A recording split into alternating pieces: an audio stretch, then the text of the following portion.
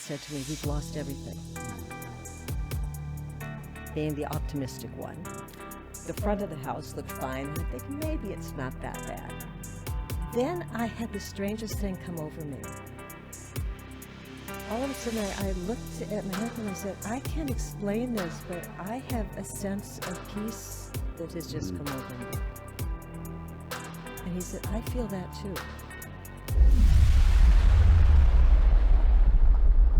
All right, welcome back once again to the Rock Your Gift podcast, where we operate at the intersection between business, personal growth, and creativity.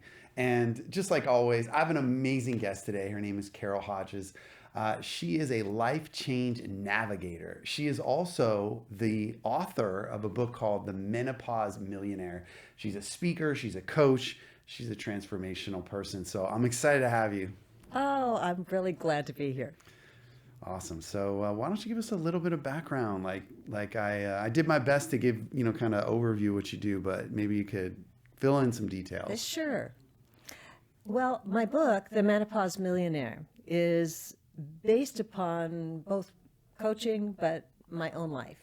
And it took me more than 20 years to write it because it was a difficult time in my life. And in a single year, well, we lost a house in bankruptcy. Been in business, it failed for a variety of reasons. The house was gone. Got a divorce shortly afterwards. But before that, my eldest daughter, who was 25, graduated summa cum laude from NYU, took her own life.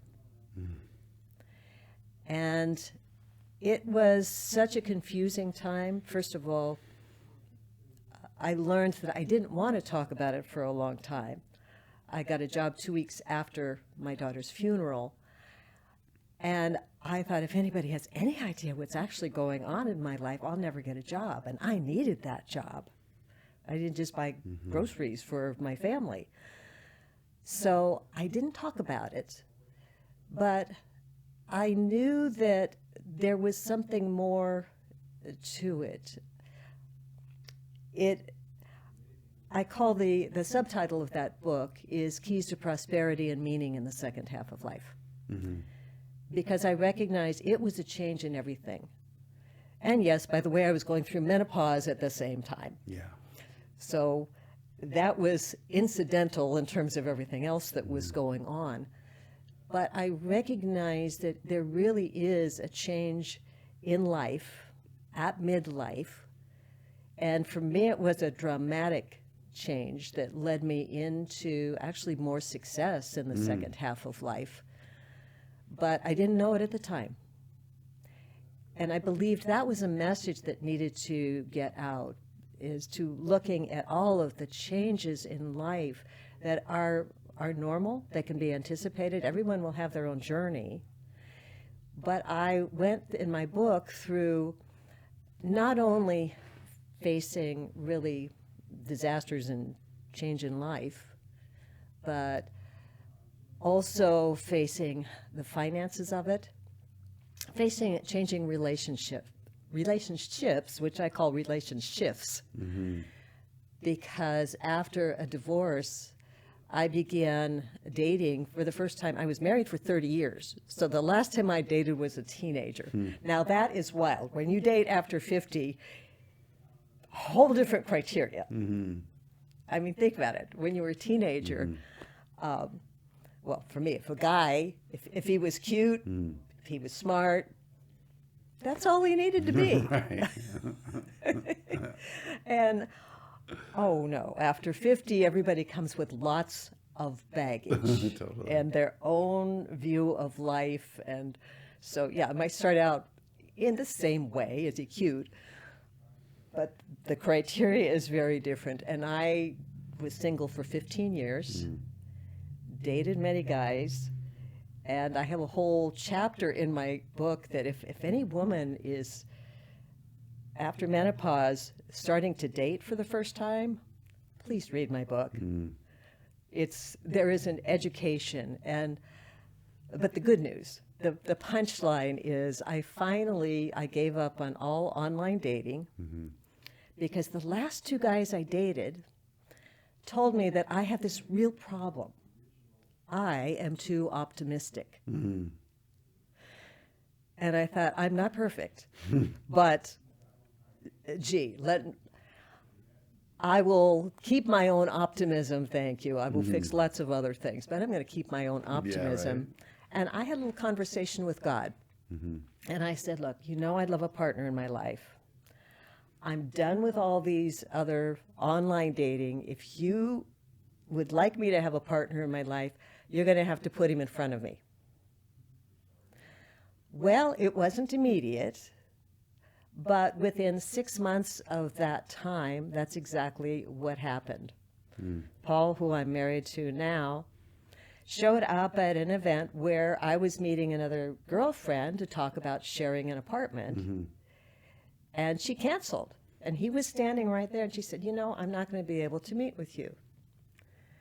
Paul said, oh, would you like to have dinner with me instead? Wow. That was the beginning of our relationship. So, in fact, God put him in front of me, and all the things worked out. So that was a change in my life. Wow. And so when did you get into coaching and helping people with achieving their goals and dreams?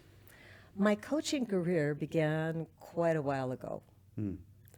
It was after, well, this time frame of my book that I knew that having gone through all of that I'd like to have blamed a lot of it on my husband. I'd like to have blamed it a lot on other people, but I thought I was there. And I wanted to acknowledge I had some part in everything that happened. It turned out that 3 different people who did not know each other all recommended that I go to Landmark Forum weekend. That was the first time I'd done any personal development. I went to that weekend, and their focus is on getting rid of your rackets. That means your all the time way of thinking, and just tell the truth, just the facts of what happened. Yeah. Well, I kind of waited and listened to many people, and then I just told the facts of what happened, which is what I've told you now. And everyone came up to me, and the number of people that just said, oh, I'm so sorry. That had me make a decision right then that wasn't what I wanted to be. This is why I didn't talk about it for a long time. I didn't want to be poor Carol. Yeah. And it is difficult when someone's lost someone close to them, especially in something like that. I admit it's difficult to know what to do. But I just said, I need to create something new from there. I see. One of the next things that I heard was Harv Eker, the Millionaire Mind Intensive. And I went to his Quantum Leap, learned so many things about myself because there's many, many challenges. His Warrior Camp is an experience that you will face many of your own fears. But I came out a different person. I coached for him for a while. I got fascinating with what is going on the stage. I thought, how is it that I can be there at 9 o'clock in the morning and then rah-rah and leaping around till 11 o'clock at night and do that for 3 days in a row? That is not normal. Right. So I began to look around, understand that, and so learning neuro-linguistics programming, NLP, was the next deep dive. And I learned that, trained in hypnotism, trained in listening carefully. That's one of the core of NLP as a coach, is to listen carefully to the words that people use and how they express themselves. And so that was the next layer. I created a course that was for copreneurs, husbands and wives that work together, because I'd been through enough and realized that was a challenge. And when I went to a psychologist, when I had been married, they did not understand the dynamic of working with your spouse, because that's like two different personalities. There is your home life, your work life, and it's best if they both work. Right. So there was that. Then I took a side detour. I began to realize some issues that I had with money, and I had the opportunity to learn more about money and got licensed in everything insurance. Oh, wow. I was with major companies, Mass Mutual, and learned a different way of thinking about money, learned to actually understand it. Well, after that, life took a different turn. In 2023, one night we smelled something electrical while watching television, and the short of it was we found that there was a small fire about 2 feet in the workshop. Well, the minute we found it and smoke was billowing out of that room, my husband saw it, yells fire. Okay, called the fire department, got people safe, got animals safe, got cars moved. But the whole time, I will tell you, this was an exercise in patience. Imagine calling 911, your house is on fire, and you get this message. You have reached 911. We are busy assisting other callers. Stay on the line. We will answer calls in the order received. I know that well because I probably heard that 40 times before I spoke to a human being, while I was meanwhile with phone running all around. Oh my gosh. By the time the fire department got there were flames above the back of the house. And I have pictures even. It was quite an event. But as we sat there, they had us move aside, and we sat where we could see what they were doing. And my husband said to me, "We've lost everything." Being the optimistic one. The front of the house looked fine, and I'm thinking, maybe it's not that bad. Then I had the strangest thing come over me. All of a sudden, I looked at my husband, and I said, I can't explain this, but I have a sense of peace that has just come over me. And he said, I feel that too. And I look back on that moment, and I feel as though it was God stepping in and saying, hey, stop what you're doing. And I didn't know exactly what that would mean, but I will tell you, when you have a fire, and we had insurance, and people think, oh, that's great, you're all covered. No. When you have insurance, and we were renting this place we're at, so we had to go through, list everything you own. Everything. Every piece of clothing. You may say, I have so many jackets, so many pants, but everything. And then with it, when did you buy it? How much did you pay? What is it worth now? Wow. It took months going through this. That's insane. But I will tell you, there is nothing like a fire and doing this as a life review. You cannot go through, well, anything in your house. Just think, everything has a history. And some have deep history. They are meaningful things. And some, it may be a foolish purchase, but you go through your entire life. And I tell you, it changed me. It changed me. And it was about that time that I heard about yet another coaching, not feeling like I needed one more certification, but I heard about dream building. And what hit me was that this was a missing element. And all the training that I'd had, that was about mindset. It was about noticing things. But with Mary Morrissey's dream building, somehow for me, it just encapsulated everything in simple words. So I said, I have to dive into this. So I got yet another certification. Right. But I recognize there's something that puts it all together, because after that, I see everyone's technique as being part of a whole.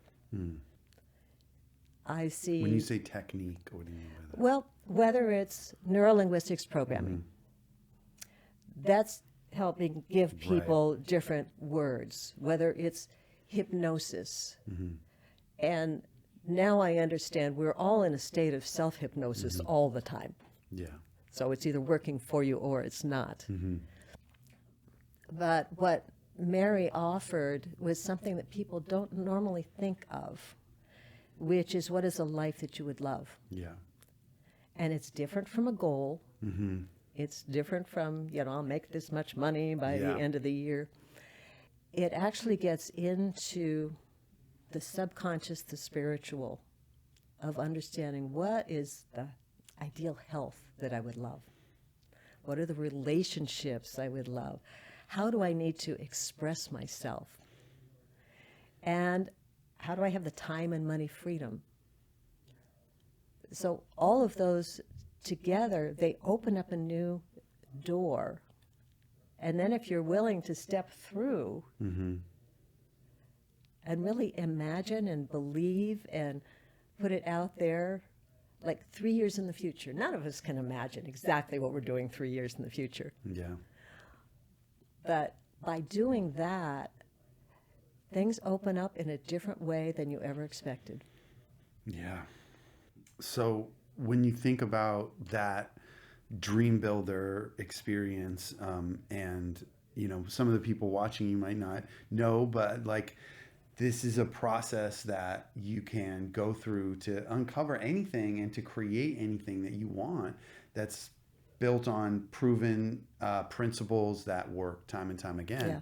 And so when you look at that dream builder process, I imagine, went through it at some point. And what was your dream, and how have you leveraged those processes in your life?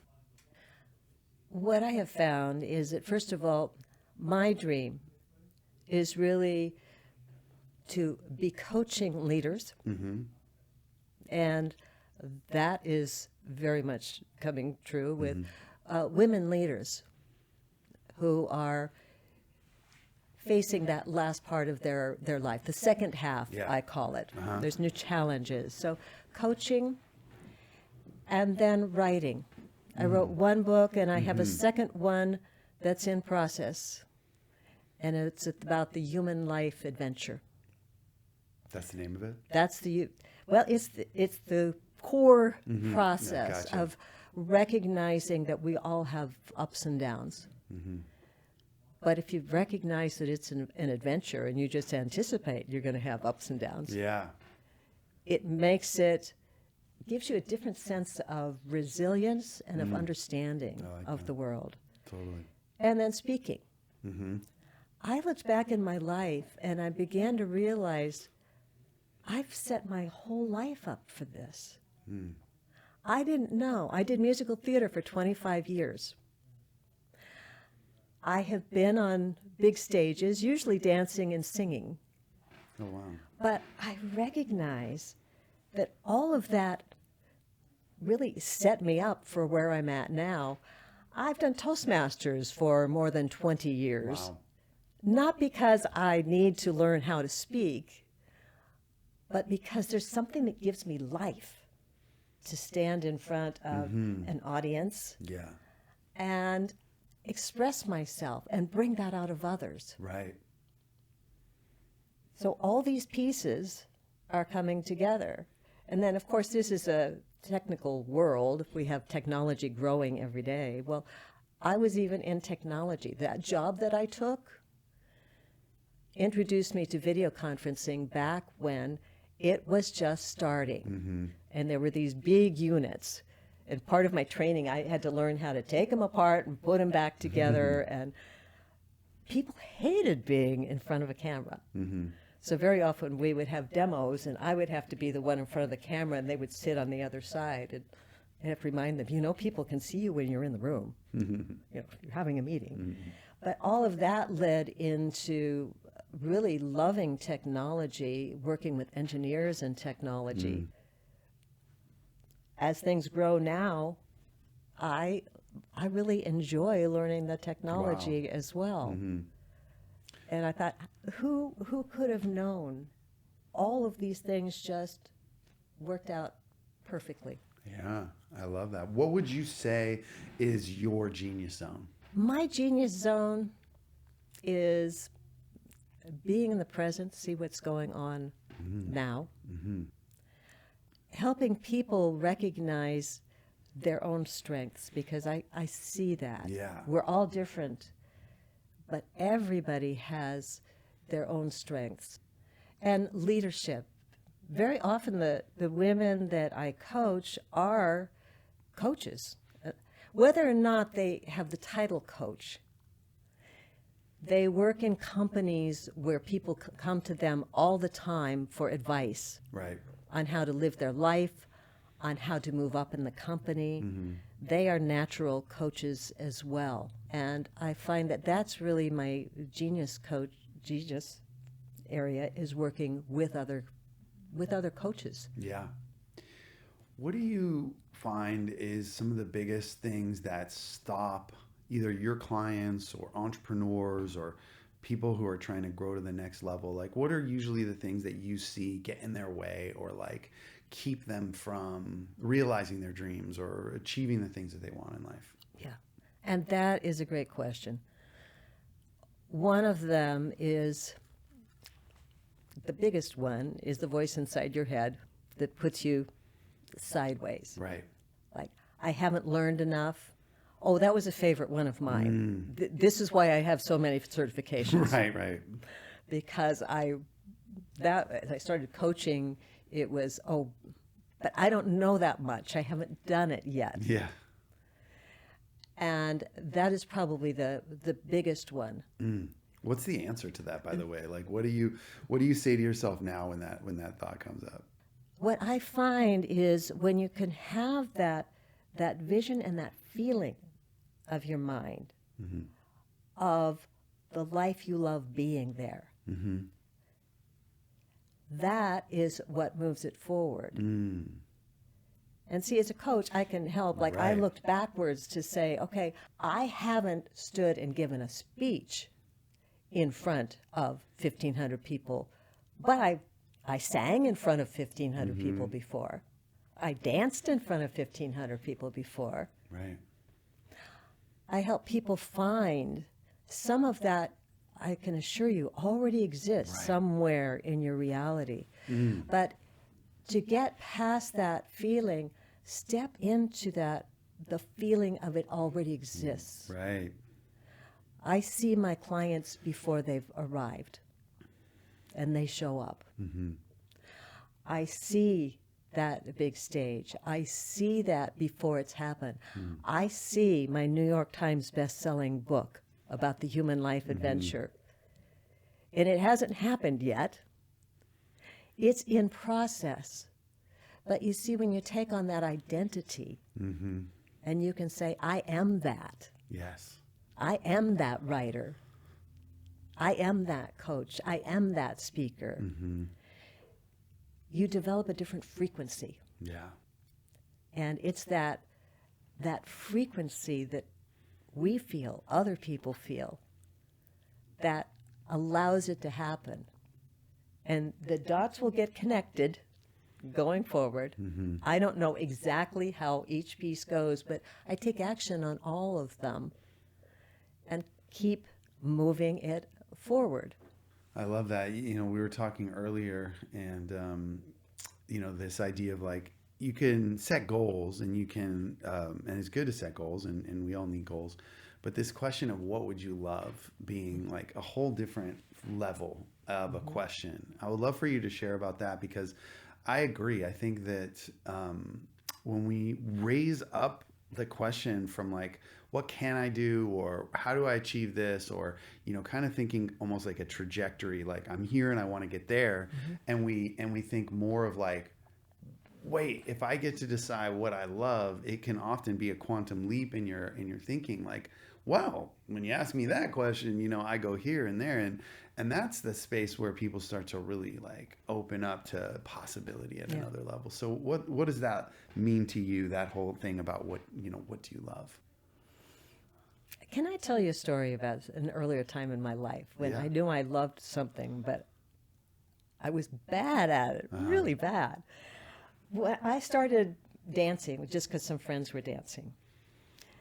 And then I heard that there was going to be this show.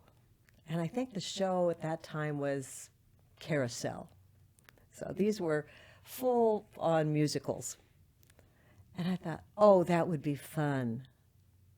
And I really got that in my head. I really want to be in a musical.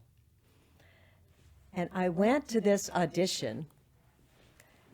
I'd practiced. I knew nothing about auditioning. Anybody who knows about music knows that when you go do something like Carousel, you pick a song that's kind of in that genre.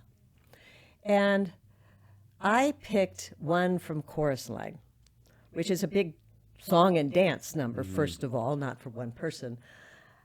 And I got up to the center of the stage, walked across, handed my music to the accompanist. The music started, and I froze.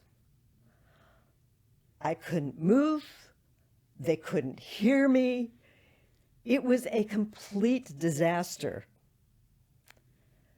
And I thought, oh my.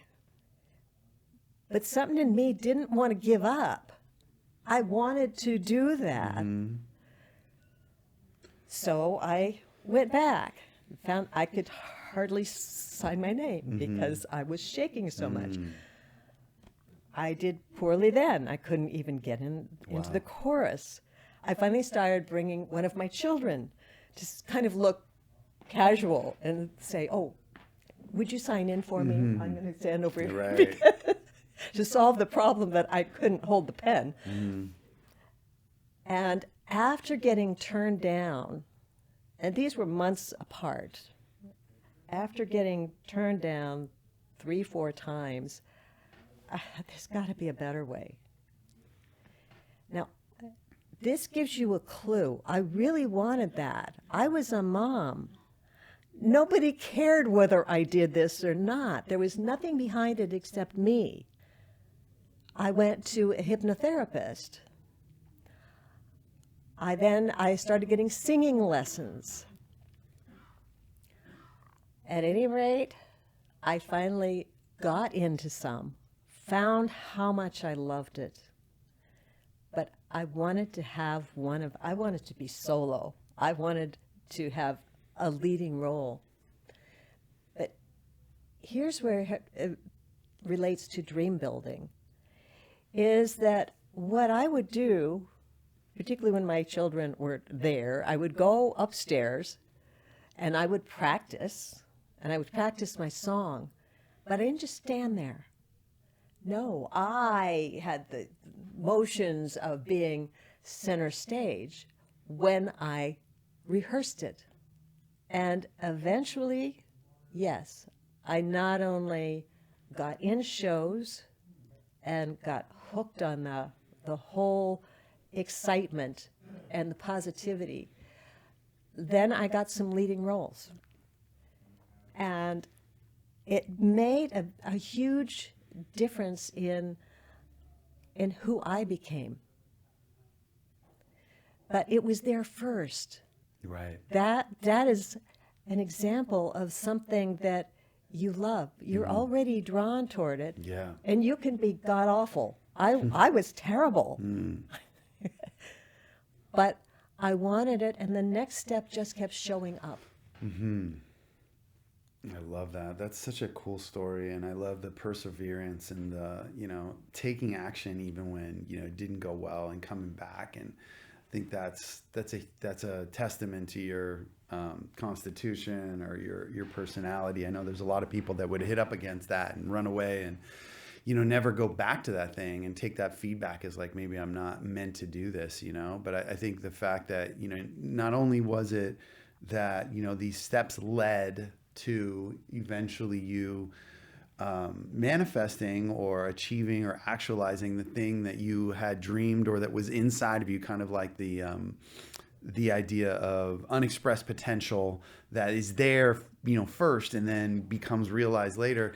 But you stayed the course. You stayed the course. You didn't just listen. You took the scary, uncomfortable steps of like facing that energy of rejection or whatever you want to call it. Where does that come from? Like, because I feel like that's the missing piece in this is like, so you could have a dream, you could have unexpressed potential, you could start to follow the seeds, but staying the course.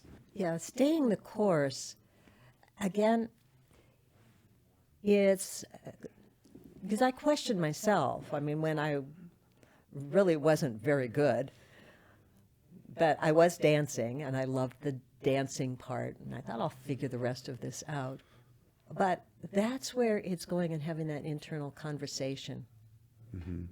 Because I really could look around and see nobody, my husband didn't care.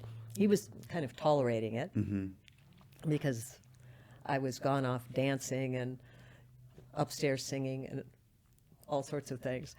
But I think the staying the course, it's an internal job. Yeah.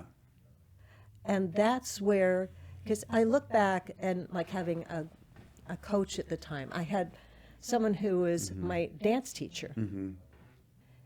And he was there because he was a choreographer, so he was there for the auditions and just didn't give me a lot more, but, thanks for showing up. Mm-hmm. I'm glad you auditioned. Uh-huh.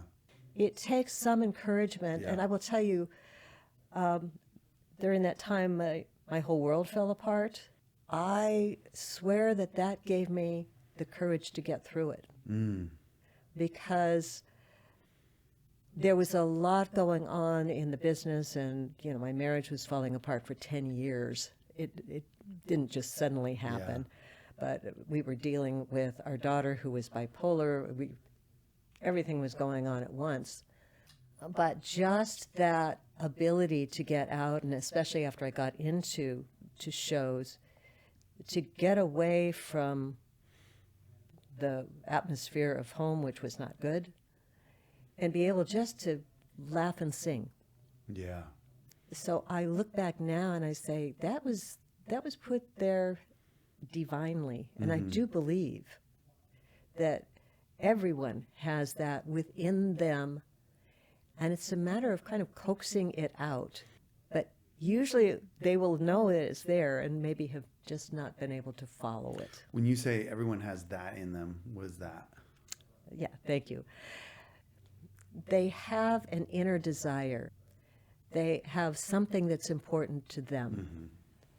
And it can be something as simple as loving to cook food. Right. It doesn't need to be a big thing. True, right. But there are things that are important. Desires. And really callings. Looking at all of that is what guides you. Yes. Yeah. I love it. I love it. We have a few more minutes, and I would love for you to share, like, if you were coaching somebody right now, let's say who's watching, and they have a dream. Maybe they don't have it fully fleshed out, but there's something they always wanted to do, and it's just felt like it's been out of their reach, or for whatever reason, not possible for them. What do you tell them to do? What do they do from here? How do they break through? What I tell them is, first, look at your life, evaluate where you are, but with this thing that you're wondering about, imagine 3 years from now, imagine that it just all works out. Everything falls into place. You don't need to know how. maybe the right person just walks up and says, hey, would you like this? It can be as simple as that. And you say yes, and it's 3 years from now, and you're getting to do life exactly as you wanted. What would that feel like? Yeah, chills. and just imagine putting that on and knowing that there's a proven process to get there. Would you be willing to take the step and step into it? And it takes trust. It takes trust in your guide. It takes trust in yourself. But would you be willing to do that? If you knew it could absolutely happen, you'd have that in 3 years. Yeah. Oof. Are you ready to take that road? I love that, because the second you ask that question, you flip onto a frequency that you just can't access until you ask that, because everything is always coming from this place of current results, past stories, past results. And it's like, wait, you mean I can just actually feel what it would be like if this already happened? And suddenly it's like, oh, everything just turns on.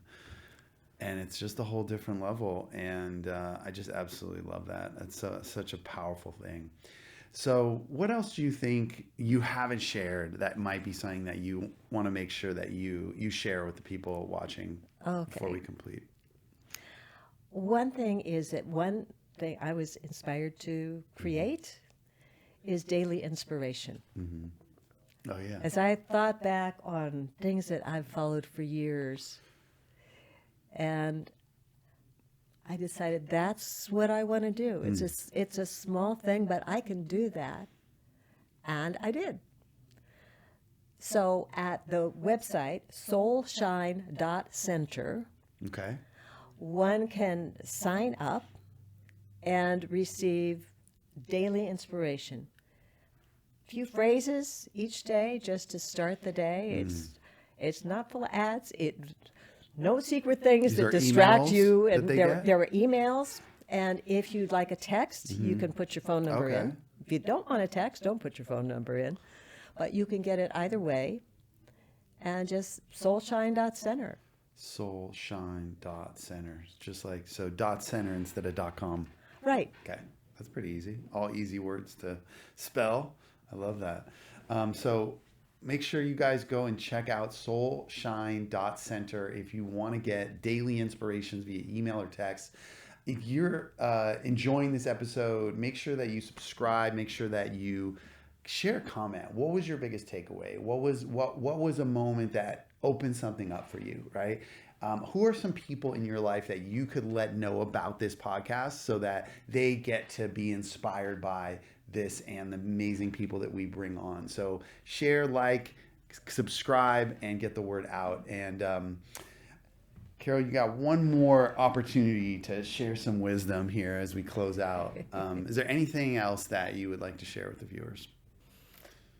I guess the biggest thing is know that you have it within you to become anything that you want. Know that the power that breathes you brought us all together here, and take away the wisdom and perk up what's already inside, because you can do it. Awesome. Well, you heard it here on the Rock Your Gift podcast. I hope you're enjoying these. I look forward to seeing you on the next one. Until then, peace.